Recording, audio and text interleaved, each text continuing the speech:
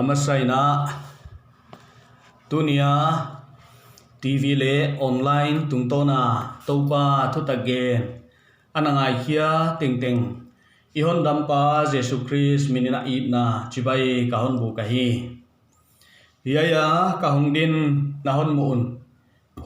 lamdang nahon sadinguna kaginta keleng lamdang kakisa ke din khak na dinga ka ngai to namun lowa heu tu te tung to ni na pathian ni na ahon ding saka ka gipa ka topa min ka patahi ahia pathian thu gen to ke saina igen kha ngai namun deu pulpit tanga thu gen aki manin hiai mun ke adinga kadin kha ngai lok namun ahi zia kina ka hong tal boy khak ding kalawa ngai khia mi pi te on na thum pi kom ding ina topa minina kahon nge nahi wana hovel pilna hiam hovel politics tu iam gending kahikeya pathiana kipana message miten ana patwam pi kha kule chia to bang thu te gen ya hong ding kahi manin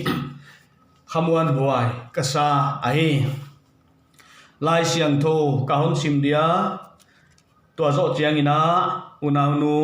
phatna la sading ina kasam nuama ama a thum na nei na to zo patna la sangai lai ding hi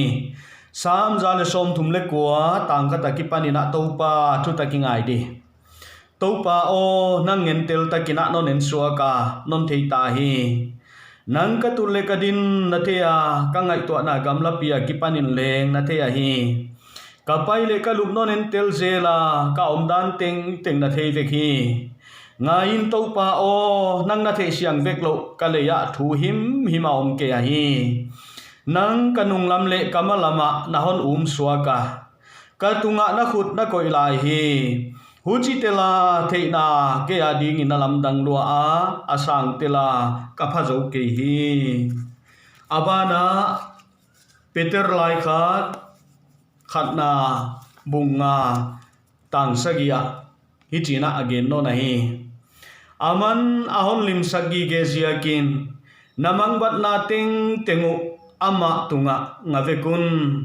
aman ahon lim sagi ge ziakin namang bat nating tengu ama tunga ngavekun achia wana sam som thumle ni na tangkwa a topa thu takingai non de ngai tuana nei lo sakol te hiam sabeng tung te hiam bangina keyon amauten thunun na dingina kaigang na akipamo wahi topa athu tak siang tho isim khia tung tonina awal zol na hon be lap sak le chi a hi pathian maya thumna inei de topa ka pathian nasikha hiya ya nang ma maya na thu tak pawng zak dinga na hon din sak ka kipa thu ka hon ge na hi na kha siang tho na sep na nasikha tung to ni na hon feel sakina hon tang sakin la topa tuni na nasikha tung to na kipani na na tui hing lui nang luang ke sakin chin topa na kianga ka hon nge na hi tu jing na topa na maya ka hong ku na samson humlaya sabeng tung khabegu keu go taksa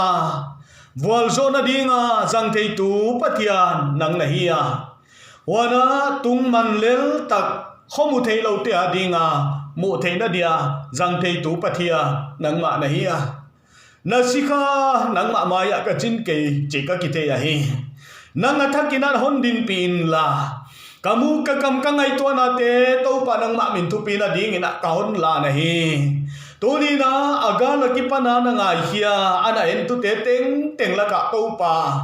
nang tu hing lui ala kwa luang khia in la tol dam na khamuan na ki pa na nangon na piak sak chia tin chin pa tunin na kia na pan pi na ka hon nge na hi na maya ka hon dam tu Jesu Christ minin ka hong thu ma hi amen tuni na mission fila ongkipan ka hi zia kina mission lam genleng ke gen ding ina kilom ma ding ina ka giging ta hima le lai siang thoa imu ma bangina hun na nung lam chiang ina hun hak sapi pi te ong tung ding a hi chi khom imwa tu lai hunina COVID-19 zia kina leitung gam tuamina hun hak sapi tak izanga ibuaya ipataw ina imang bang ma hi siam sin na te itaten amabanu ahon sunjom theinon takewa wana office kai te ginata kinani dangbang inai kai theinon takea wana nekzon na te abuaya khovel akhuple thala ongki hei hile kilom khopialina aong ai nat na sia kina wana leitung gam hausa le gam thupi takle mi siam te scientist ten yai nat na asuiwa adel zuiwa te pato asowa himale damdoi ding kichian tatuni tana mukhe thei nai loina amu khia ku om sun tu kibu mangun chi thu amu khe mai mawahi wajia kina hiai na society leng na taka hon sukhain nokna dana ikiwap na te ni dang hundang bang inai pai thei non takeya wai ba ni na ei dei banga program gel thei le yom non takeya hi ipile puten apau na kwai china na genwa phamasa pontom tang chi anageno tulai huna hong tung to hiya ina ka ngai to a isap to maka in ma te wana ipa in ma te wana khotanga i heu tu son ma ten ahonom lo sanwa himale hospital akipanina han moala direct ina kipota a ide bangina puan ituam theinon takeya ide bangina ki ka theinon takeya ide bangina khamuan na thuleng igen theinon keya waisia kinatunina iya khamuan na thu ka gen nuama topan bangkima onte hi chi thu toni na ki kum khom leang u to aisa hi denai gen ma bangina khovel haksat na kala yom lela i tingai tam pite na si na han mola hon liam santawa wana maute honom lo san thu te jang chiang inai thom hawa ipatawa ipang pa ikisa a ikhamuang ke ma maya he akin te covid care center tia lungai ngoi na kamaban banga hidia chi khonga kingai to ina awmu chi thea akin dang te na isolation ward te huna zangu chi thea he wana mitam pite yai covid na ina direct kina hon sukha ke ma lele economy nekjon na ana satak mai na hon sukha a in sungkwa nekjon na te boy tam piom ta he nidanga kilo kwan sek 10 kilo na dimunon lo tampi yoma ai kele nidanga company a sem sek tampi ten sem na munon lo tampi yoma wajia kina kamaban banga hidia kaji kata tele ke mabanding banga hong hidia chalungai ngoi ilaka imi sate ma de bangsa hiya ma omwa amaute laka kagen nopto topan bangkima ahon te a hi chitoni na kahon gen wa ma hi tulaina mangbang le beidong kisa igama adam ma ahi wana salam kia hilo khalam ma leng keu ma kithe chau ma kithe ilaka tampio ma biakin kai lo zia ka khalama anek ding bang ane khalo kisa thom hau kisa dang ta kisa tam pi ga ma au ma hi sakhina luita tuidua na khok bang maya khalam ga ma keu go dang hul bang kithe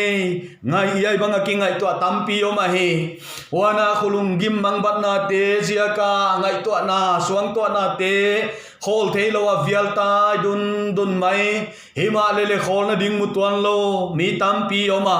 to te ading ina khamuan na thu cha igen wa ma hi toni na unau te pathianina ahon ko to dan ahon idan athakina thei thak leang u to aisa a lungai le beidong ki sangoi mai khovela ayet chiang amial lam kia a en maya avan pi na chip khum ding ile kilom khopa om te ading ina thoven hok na ding thu ka gen noa ba he hima le kei pil na le siam na kei gen thei dai na gen thei ke ya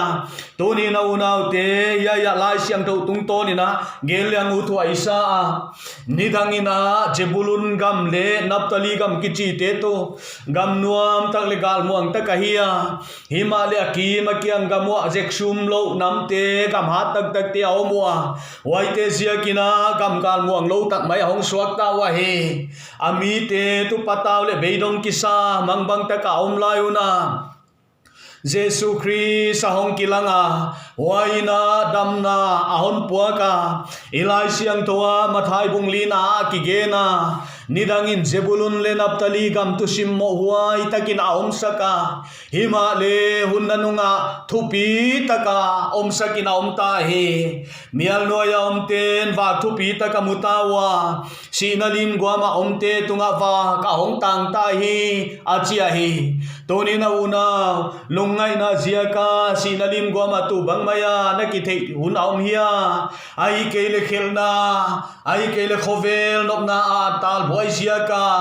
hin kwa suak ta zolo khovel khelna ina ana hem chipa suatang na deya beidong kisa na om hia unau te ya hong pai Jesu Christ mo akam paule au suak te to leitunga nam chi te adinga damna ahia lamet beite adingina khamuan na lamet na ahia wana chimo le beidong kisa te adingina ya Jesu Christu kholna anahia he ama Jesu Christ nge ina Nazareth manifesto kichia agena Luka bunglina tang som le giata liang vai te kyanga tan chinoi gendinga ahon chi ziakin topa kha tu katunga aumahi achita ahi aman ahon sola saltang te kyanga suatang na thu gendingin mito te kyanga mitwak ni non na thu gending ai kele simmo thuak te kyanga pot chan na thu gendingin ahon sola hi achia ya hon gen na to liang vai te kyanga tan chinoi gending ahon se ziakin topa kha katunga aumahi achia pathian tapa ka hi ziakin a khai no nom pi achikeya pan pi ngai te lam kanga ding ziakin liang vai te lam kanga ding ziakin ai kele mi sual le beidong kisa chimo kisa ngoi te lam kanga ding ziakin akha siang to ina honom pi a hi achia akhamuan huai ma maya hi una wa ziakin a Jesu Christina pa program zuiding kahi ziakin a khasiang to ina honom pi a hi achia he tonina lungai mangbang kisai na om hia una ai kele mapa lamet be bangina na kingai to ngi hia ai kele khelna ziaka thuglut gopta gamlapia om banga kisa lamet be banga kingai to na om khak le kahon ge nop to point khatna a topan aman ahon lim sagi ge a hi chi a hi ya Peter lai kha kan na bunga tang sa ge sim nain banga ge na aman ahon lim sagi ge ziakin namang bot na tengo amma tunga ngavekun achi ahi toni nu nau te khamuan wai ma mai ahi ai thu leitunga ming ten lungai na te mangbat na tom te inei se kwa hi hiya ihak sanna temo ko hiam khat million milal kyanga minister te kyang hiya MLA te kyang hiya MDC te kyang hiya vatai pi ngot thei chi lai khol ke bai te ya he to te kyang na vatai pi le mo khen khat ten to ahon na kidang ko isan dingwa ai ke le khen khat teng ya lin to hiya mi pa pan pi leng hiya mi nu pan pi leng anom chiang in ke ka ching zo lai na diam chi tan pha na ngai to kha dingwa he tu ne ka hong gen lop to khove la hiai lei tunga taga me thai le mi beidong te ai ke le mi haksa mi gen thei te ading ina lamet dinga to ma mai hi himale Jesu na gena Nazareth manifesto china lei tunga again wa hi aman again na to liang vai te kyanga tan chino gen dinga hom se jia kina chia leitunga pan pi tu nei lo na kisahia himale Jesu Christ mo liang vai te kyang lamanga a pan pi ngai te kyang lamanga a beidong kisa te kyang lamanga a ya hi tu nia unau te thoven hok na ding thu ichi na pua gik te na hak san na te thakata athoven hong na ding dang om ke ding a he bang zia kina aman na hak san na teu bang za hiam ama tunga ngau na chikeya ilai siang towina aman ahon lim sagi ge zia kina namang bat na teng tengun ahak san na teng tengo ama tunga nga vekun achi a he bangza par seniam nga khenu na chikeya ama tunga nga dingwa hi achi a he baptist pa johanina agena jordan lui panga topa jesu christ salako hongoma mu chiangin enun pathian belam no khovel khelna lamang pa achi a he aom je tak tumo na khovelina apoi mo pen yai pathian belam no khovela na khelna te hon lang mang sak thei tu pa hiya na hak sat na na tunging na le na puaging na te lamang thei tu a hi chi tu ni na athakina theile chinu to aisa hi mi ten ahon mu danu na khovel mi ten ahon thei danina nadin mun mi te thei na sanga wai se zole din mun hak sa zole ai mai the wana nadin mun le na hak sat na dik tak mi te kia nga vagen kia kia ding ina le thil sumu ai pi hi mai the a hi una hima le aman bangki ma ahon the a hi lai siang towina achi a hi aman bangki ma hon the ya namang bat na teng tengo na hak san na teng tengo ama tunga nga vekun achi a hi jesu christ ma mai na ge na mathai bung som le khat tang som ni le giata no sem gim le pua gik poteng tengo ka kya nga hong payun ken khol na kun peding a chi a hi wai je kinu naw te khel na le khol na le muan na hon penuam khata oma wai tu kwa ma dang hilowina jesu christ a hi wana khol na le muan na tak tak hon pe thei tu khata oma wai tu kwa ma dang hilowina jesu christ kya hi chi tu ni na theile hang u tu ai sa hi hi chi da na ki gen ka sa a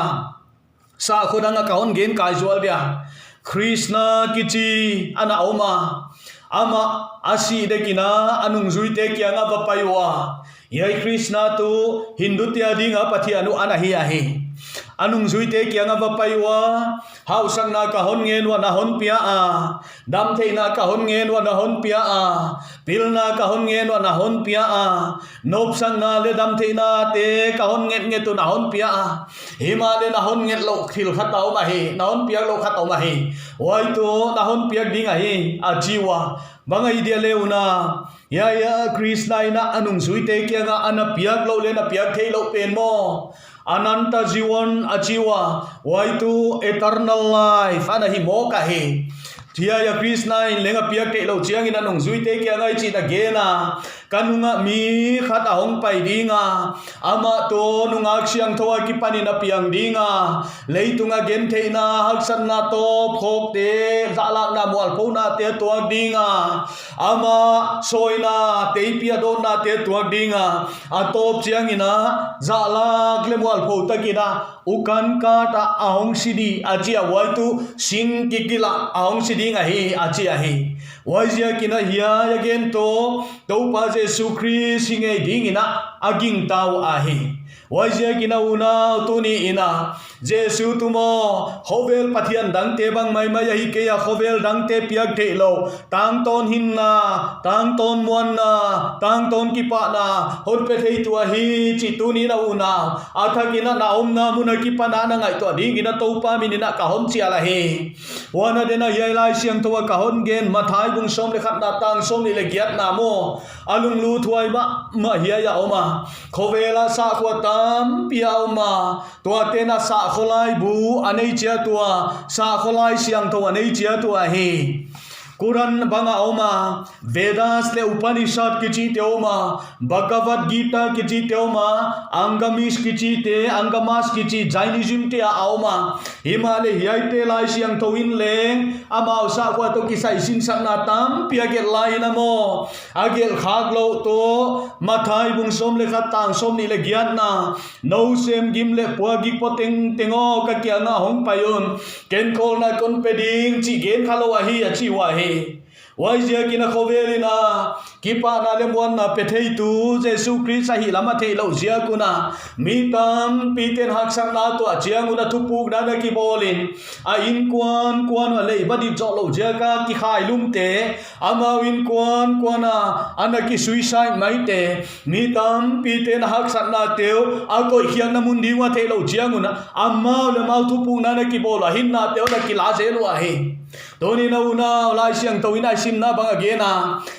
aman ahol lim sagi ge zia kina namang bat na tengo ama tunga nang avek bingwa hi achi ahi na haksan na te na beidon na te na tungging na te topa Jesu namo ken buan na hon penwam kahi ken swatang na hon penwam kahi achi ahi nidang lai na Philadelphia Khopi sung ha siang te hi ana strike wa wai tom chika strike sunguna khopi sung ni 28,000 million tons pailowina ana umtai ato pina hong boy wa yai garbage yai nin te tu pelikhano kichi long pi khata ahon lot vekta wa tui pi tunga tui swagya tunga apwa wa tui ko ma khiang mang nai ding ina ngai to tawa hi himale tui pi lam tu nei te na pal kewa alanga vial po kwa Pacific tui pi te ai kele Atlantic tui pi te po ina wa ya Sri Lanka te Indonesia te tan pa yai te ni na hong vial po kwa kum ni sung tak yai ni apwa wa hi ato pina Haiti kiang laka unload ke te so ke te yu akichi a hi tu aba bangina mo una tu ni na namang bat na le na beidon na te teng Jesu ke bula nanga kiang ma teng na vial puak ka ngai di ngai aman mga ge na le no sem gim le puak gi poteng tengo ka kia nga hong payun ken khol na kon pe di nga chi a hi wai je gina khol na hon pe thei tu Jesu Christ hi a wana kipa na hon pe thei tu Jesu Christ hi chi tu ni na athakina thei leng u tu ai sa alai siang tawa ba na sim nai na bang again ale ka ha kol puaun la ke ki panjilu na chia na ha kol u kol la kya chadinga chikira hima lemo apuak dan ka hon sim sak dinga chi so ahi haksan na omlo dinga chikeya himale haksan na mai to dan haksan na te thuak te dan kon sin sak dinga hi achi ahi wai zia kina tuni na unaute yai ka thu ge ngai khia om te teng kyang ka on gen no a point masa tumo aman ahon lim sagi ge zia kin namang bat na teng ama tunga nangak dinga hi chi tuni na ka on gen masat no pa hi wana ani na dingina Topan bangkima ahon the hi chi tu ka hon gen no ma hi sam gelai sim nain banga gen ale yai sam za le som thum le kuana tang ka ta ki pa nai sim le chi na gena topa o nang en tel ta ki na hon na non thei chuak ta hi achia nang ka tu le ka din na the ya ka ngai to na gam la pia ki panin leng na the ya hi ka pai le ka lum non en tel zela ka om dan teng na the ve ka hi ngain topa o nang na te siang vek lo ka le ya thu him ima om ke ya nang kanung le kama na in da dai na hon kai khuma kalutunga na khut na zak la ya hi achi ya hi tu ni na una te la lung lut te na thei ma dingin ka ki ging ta a ana pham sa na sita lallian mo ya pachuaw kichi ina la ana puaka aman bangki ma hon te hi chi la apua hi yai sam za le som tum le kwa besa ana pu ai ding ina ka ging ta a hi amana na pu na a to pan chiang ta ki na hon vela ka om dan kem pe te zong kalung sim ngai sun na te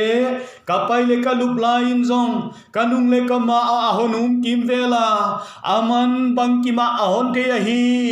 aman engki ma min thria achi a hi doni na una te athakai te de wai ka sak tumo amana hon lim sagi ge chi petera igena wana hiya samina again no na topan bangki ma hon the ai dan hiya ana ge na hi pathiani na hon ngai vendan tel tu atupi a hi nang kalup lai na thea katul lai na thea kapai lai na thea gadin lai na thea achia kwa ma hi chilom lo ma ki ngai ven pe yom ke ai gì cái này à cái gì na hôn thầy kí chỉ mạ lệ cái lúc lại cái tụt lại cái điên lại chỉ tên tên hôn ngày ven bị kia à hi ngày ven lớn ngày ven dấu kia đi ngày tua mà bang ina kia mà lên cái hi thâu à hi Himalaya sa mina na bujian ma patiani na ngai ven na topa na hon ngai ven na topa nang chiang takina na hon the hi achia topa o nang en tel takina non en suwa ka non thei ta hi nang ka tu na thea ka din na thea ka ngai to na teng teng leng na thea hi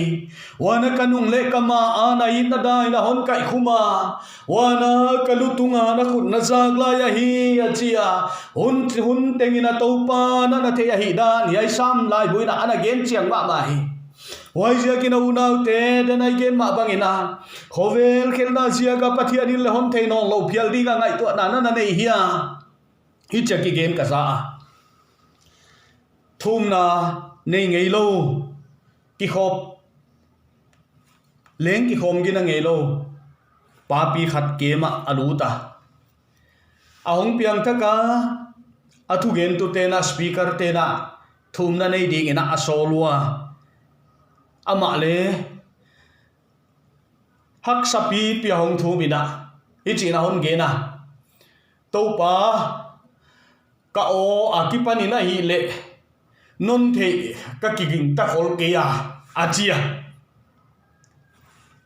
thum ngei lo ta ki ding ina ka ngai to ai patianin a o leng te no lo ding ina ngai to ai toni na mo unau te ya ka hon ge nop na the ding un ka hon ging ta a Pathian hi chibang mai ba hilawa hi una kaon chinwa ba hi gamla pia ombang ana kingai to hunin leng pathian ina hon theya bilikra ham kianga pathian a ombang ina nang le ke kianga leng pathian o ma hi chitu ni na thakina phok leang u thoi sa hi na septe bung som le sagi na tang som ni le sagi agena English hi china kigela he is not far from any one of us achia hi aman ahon gam lat ke chia ta hi achia uchia hi le tu ikiang na ya omgi ke Emmanuel pathian ikiang omgi ge hi chitu ni na athakina phok le ang u tuai sa hi ithu pi kingang na lai siang towa sam gel tuilai china agena aman bangki ma ahon te hi nang kalup le kadin na thea katul le kapai na thea hi achi bana nang kanung le kama ano num suaka katunga na khut na ko ilaya nang apan ko ya aya katai mang ding ya sam gel tui na chi a he waya tui pi van tunga paining chileng waya na oma tui pi to lutin waya gia bu lup na bowling chileng waya na oma Zingka za kinwa ya tui pi to pe ka omning chileng ngain wa ya leng na khutak lamin na hon pi lai ding a hi achi a hi wai je kina unau te tu ni ina topa ki pan koi mai tai thei ke ding a om lo na muna nei ke a thei lo na muna nei ke a tu ni ina topa pathiani na mo hon thei no lo ding a kinga sia a mang ki sa a beidong na ki sak lai na mo pathiani na hon thei a hi topan bang ki ma hon thei hi chitunin una athakina na kingai to athak ding ina ka hon chia la he hak sanna tuam te sia kina phok lo banga kingai to hun ki nei kha se ka he pathian na sanil le hon gam la ding ngai to hun banga om kha se ka he himale pathiani kianga om gi ge a nang kanung le kama a dai na hon kai khuma kalu tunga khut na hon zak la ya he achia wana nanga ki pana tai mang na ding ken nei lo ding ka hi achia he tua sia wai sia kin tu ni nu nau te athak takina topan hom thei lo banga na kingai to lai na pathia di na hon thei amo na ngai to na tut na pai na din bang ki mon thei a he na hak san na hon thei a akhe bula na koi khiak thei chiang ina mo una tu lai khovel hak san na ipal gal kai na ding ina mo hiai khamon na tu cha ka hon gen nuam a he aman bang ki ma a hon thei a na hak san na te akhe bul na tut keile tunin nang vo kin na tuak zo ke kha ding a he wai zia kin ki ngai sia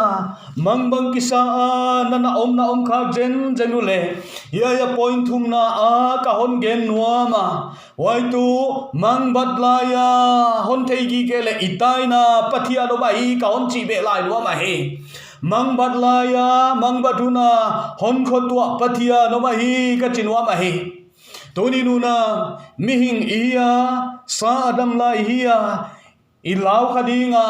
ilau ding mahi imang bang kadinga mang bat ding mahi adik tagin geleng pathian misatam pitemo haksan na le beidon na ana pusa tege na hiu chi hituni na thele hang utwai sahi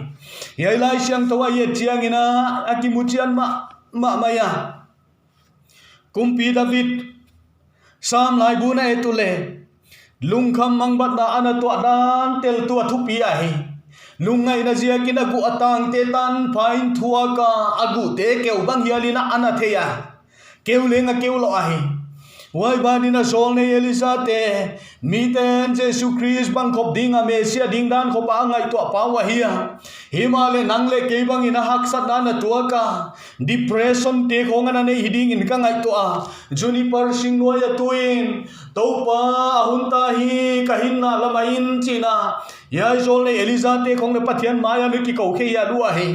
lai siang to ye chia gin hak sat na tua ka tamma ma maya Joseph ina hak sat na tua ka Daniel ina hak sat na tua ka Mauchi ten hak sat na ana tua ka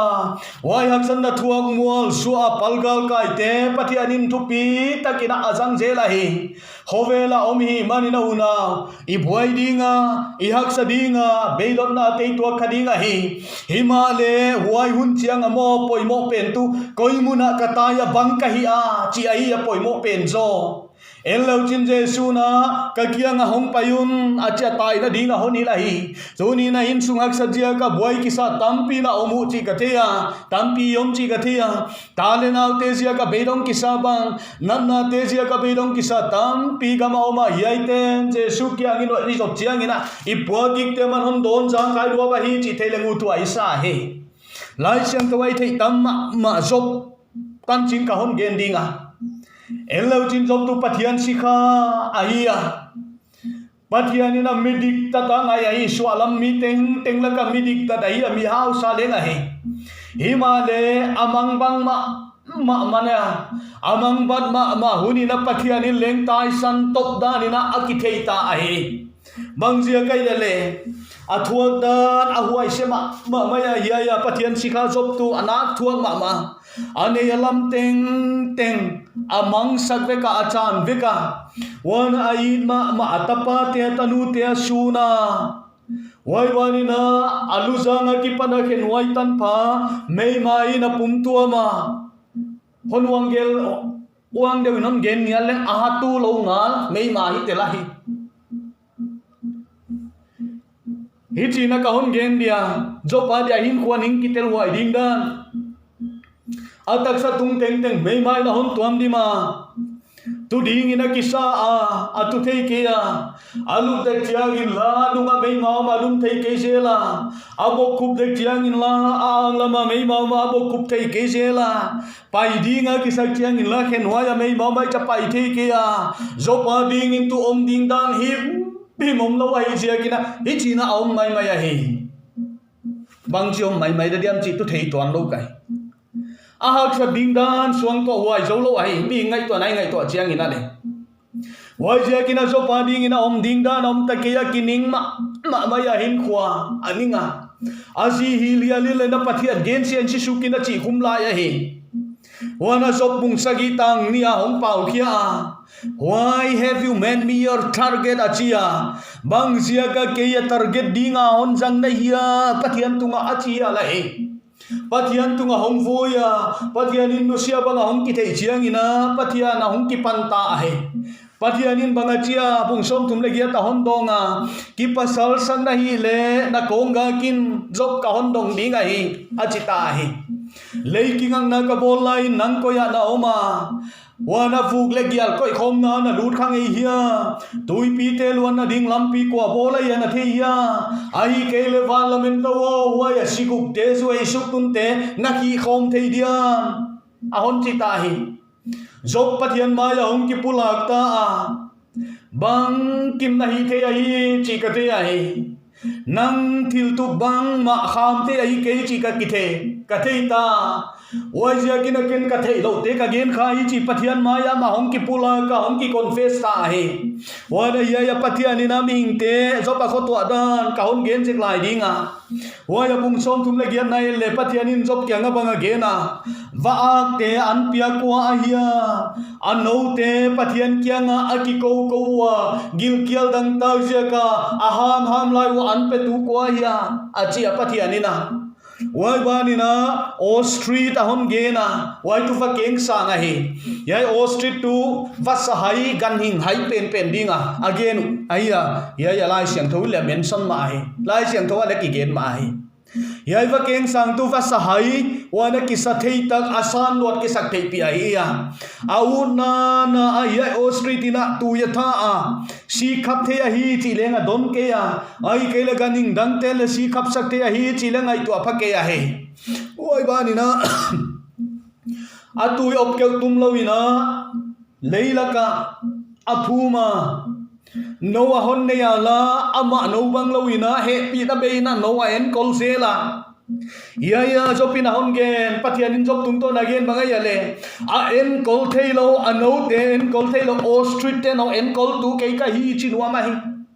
wa te gil kia la ham lai wan pe tu ke ka hi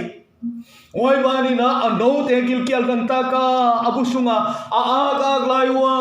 an pe tu ke ka hi so chin wa ba hi tuni na unaw te nahak sa namuna hon ngai sa komlo banga na le na ngai le hon lim sa gige patia na oma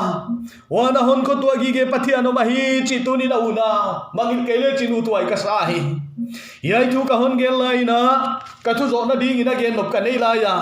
so ka gen dek sim ta himalaya ya ka gen lop lai tu sam som tum le ni na tang kwa dai ni chi na gen a he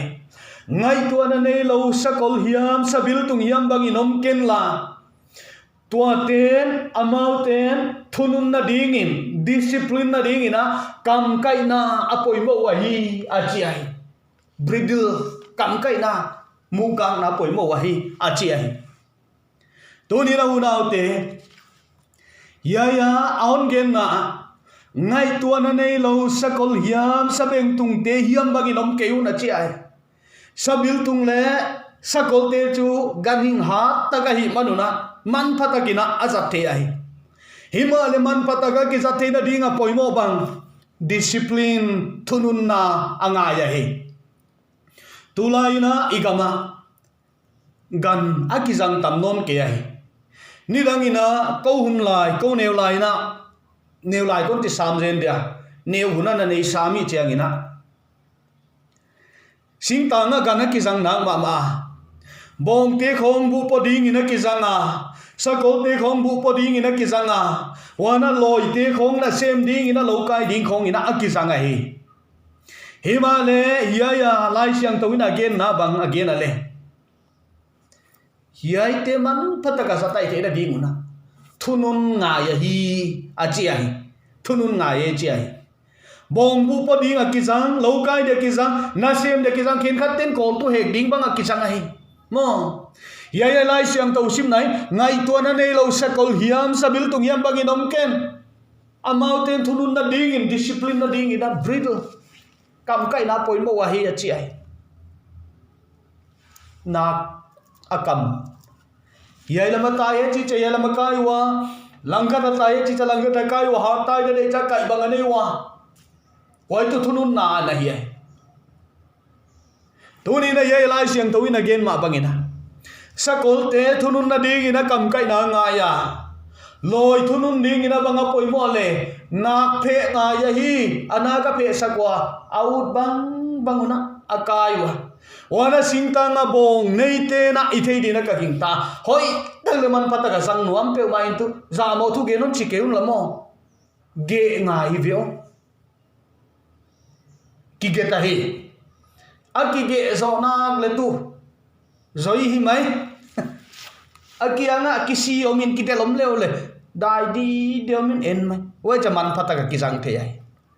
tu ni na unau te ya ya igen nop tu mo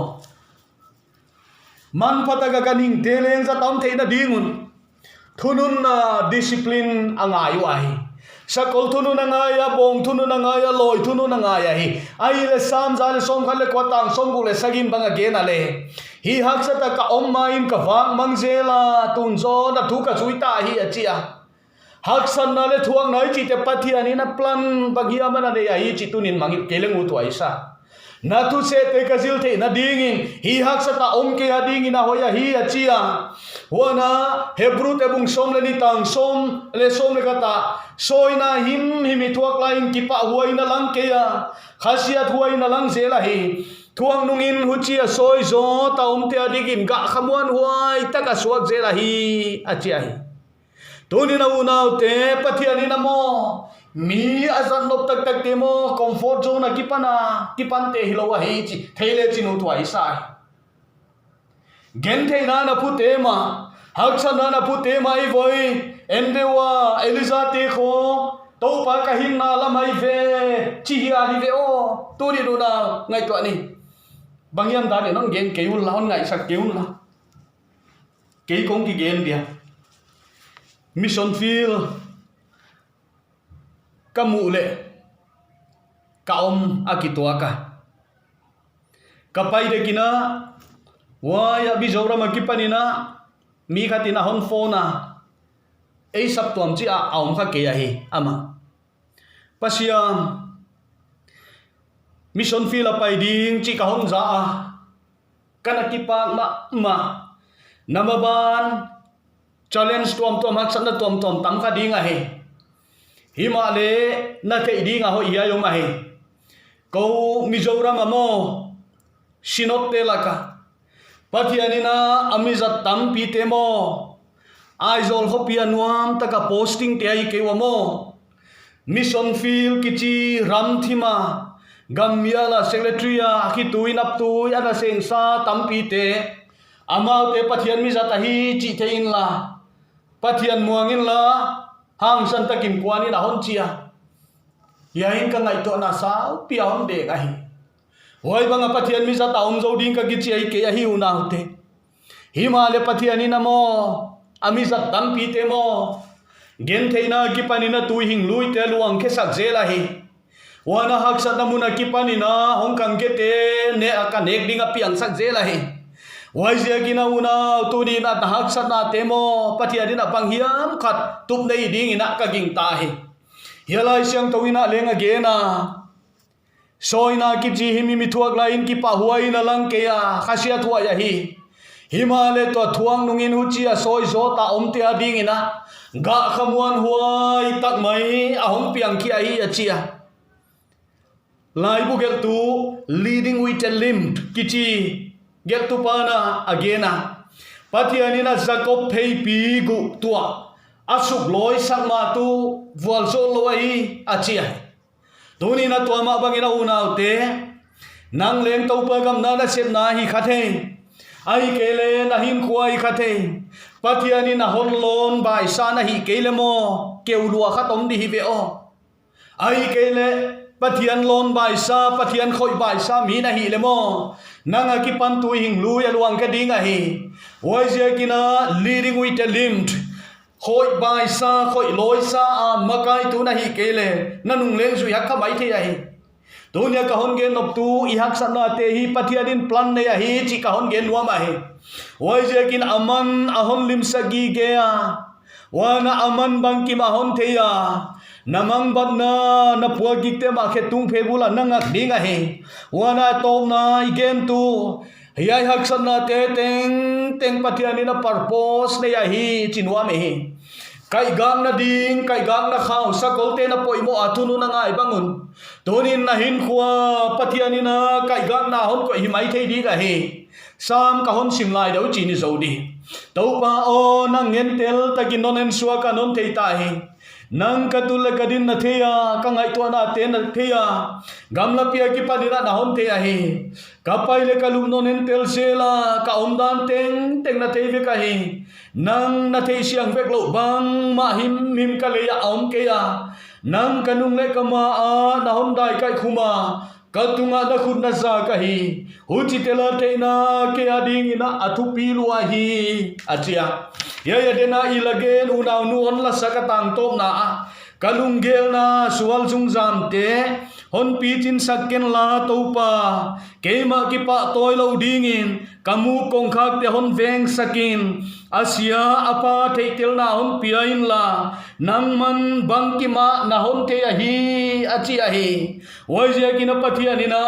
yai na hak san na te thei che na hon pia hen la namu kong khak te hon ven hoi saken la wai ba ni na eima ni ki toy sang lo dingin pathian ina zat tham ching hiding in hon wal zol chiat le chi thum na hi wai je kin topan bangki ma hon te hi una topan hon pi chiat he ka ki pa ke